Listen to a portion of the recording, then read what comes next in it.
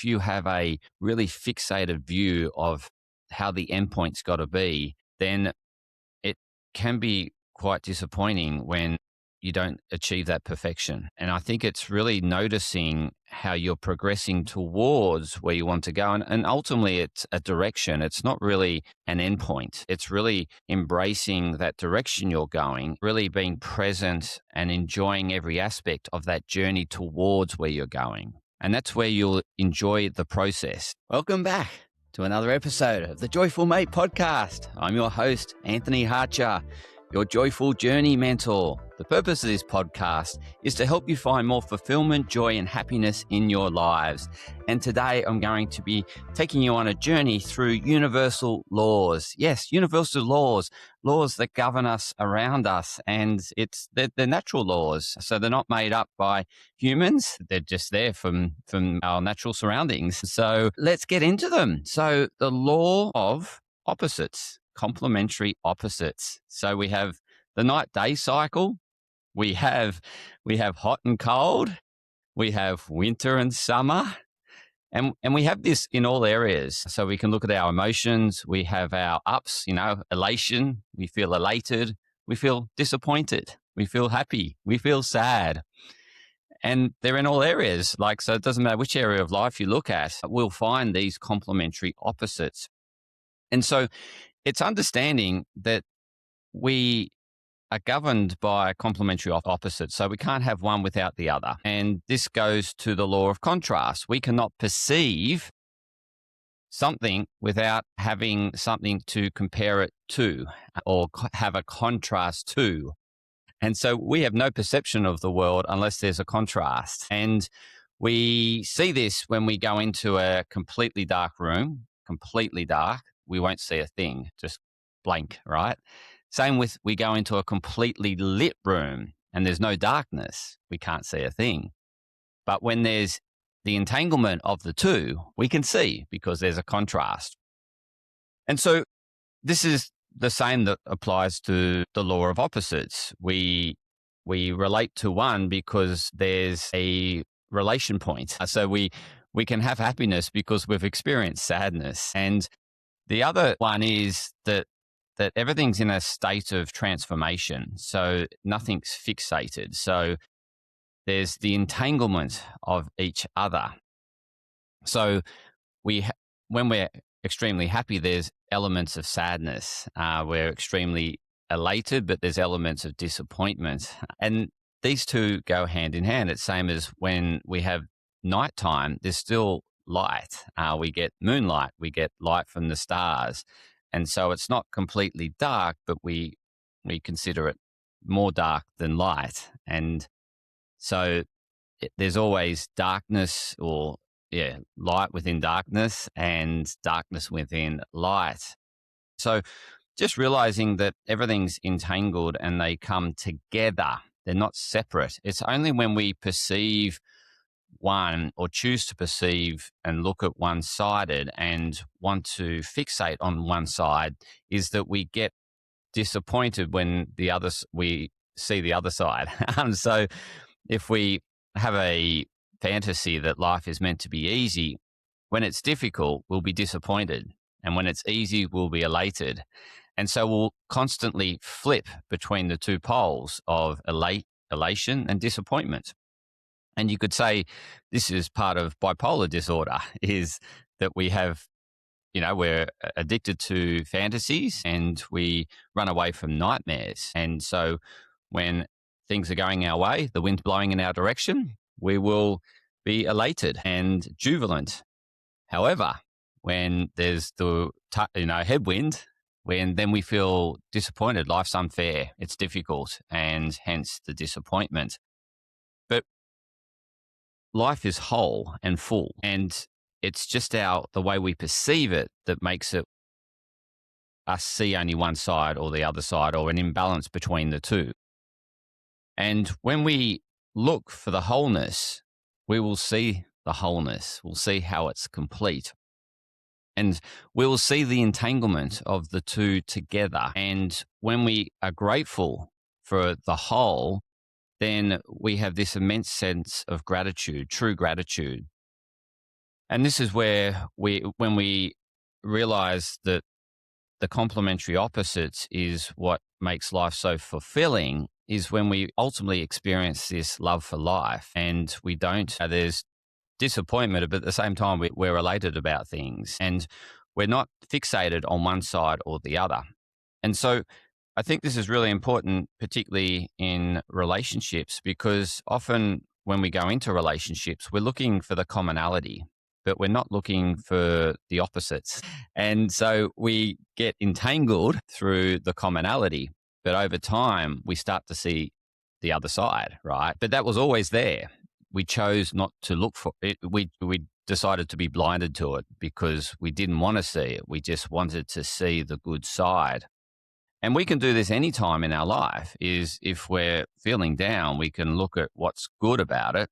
Or if we're feeling up, we can look at what's not so great about it and see the wholeness, because it's when we see the wholeness is where we have this immense sense of love and gratitude to the way it is, as opposed to wishing it would be different. And that's the fantasy or the nightmare. So we certainly want to start looking for the wholeness in every situation, because then we feel a more sense of completeness and a more sense of fulfillment. That at the same time, if we perceive life as easy, there's something hard about it. It's the same as I'm recording this on Anzac Day, and we're always at war, and there's parts of the world that are peaceful, but there's always that entanglement between war and peace. And it's the same as our lives. So we'll have, whether it be internal, we'll be at war with ourselves,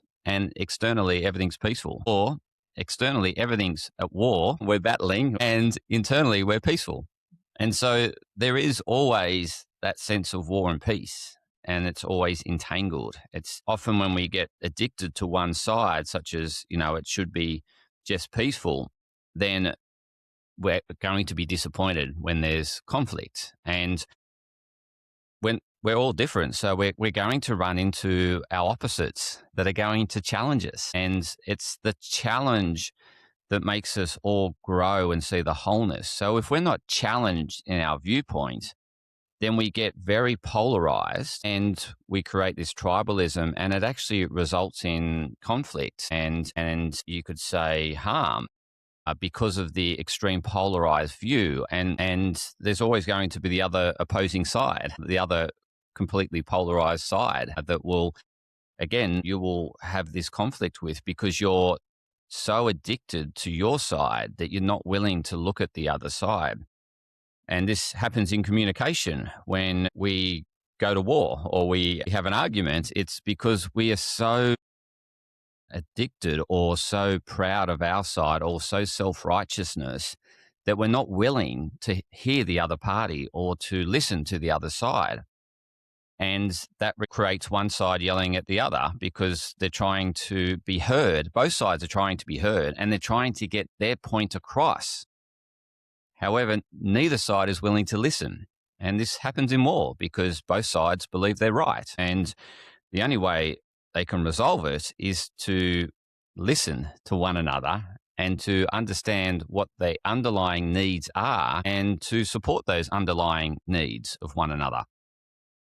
And so this is the incredible thing about, being addicted to peace, is that war brings about, or conflict brings about, wholeness, and it brings about this understanding of the bigger picture. If we didn't have that, then we would be just, I guess, in this illusion of this is the way the world is and not seeing the wholeness in how it is. So again, getting back to relationships, if you're if you're being challenged or if you feel like you're arguing a lot, then take time to listen.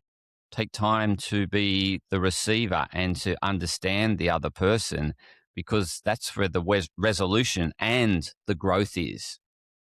So you could, there's complementary opposites in terms of expansion and contraction. And so if both sides are expanding and wanting their voice to be heard, but neither side is willing to stop and listen and reflect, and you could say contract a little bit, then it goes nowhere when both sides are doing the same thing. But when one side is willing to say, well, maybe I'm not entirely right, and the other person's got a point of view that I need to listen to, if I hear that point of view and acknowledge that point of view, then the other person feels heard. And so then they come down to your level. And so then you're coming at this point of view. And this, you see this in war when they will have a ceasefire, for example, because they're talking, right? And they're understanding each other's needs and seeking a resolution. And so you could say that, conflict, yes, both sides can do conflict, but both sides can also do the opposite and have a bit of a truce or a mediation in terms of resolution. And so this is going to always happen when we are all different, and we're all there to serve and to serve one another through increasing each other's awareness. And my growth has come through listening and active listening.